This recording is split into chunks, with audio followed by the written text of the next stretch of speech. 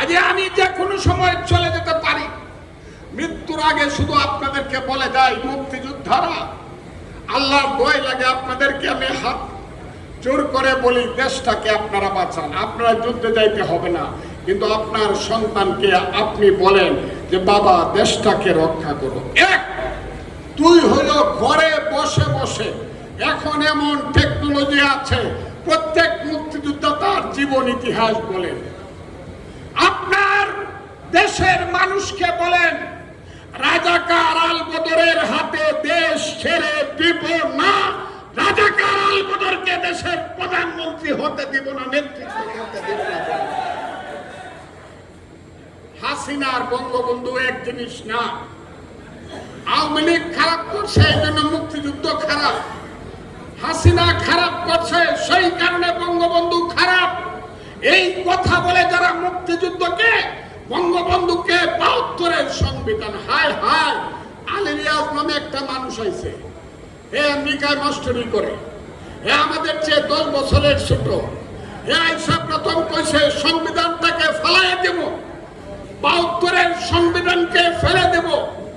আপনারা কি মনে করেন না এই ৭২-এর সংবিধানটা ৩০ লক্ষ মুক্তিযুদ্ধের শহীদের রক্তের আক্ষরে লেখা সংবিধান? এটা আপনারা মনে করেন না?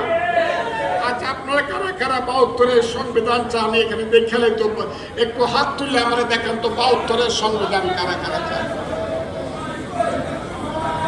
এখানে যদি সংখ্যা যাই হয়, আমি প্রত্যেককে একজন ১ লাখ, একজন মুক্তিযোদ্ধাকে ১ কোটি মানুষের প্রতিনিধি হিসাবে গণতে চাই।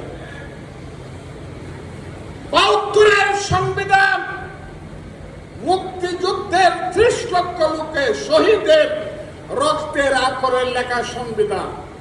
এইটা সময়ের সাথে সাথে প্রয়োজনে পার্লামেন্টের মাধ্যমে পরিবর্তন করা যাবে আইনের মাধ্যমে, কিন্তু কেউ যদি ছুঁড়ে ফেলে দিতে চায় তার বিরুদ্ধে আরেকটা মুক্তিযুদ্ধ অবশ্যই হবে।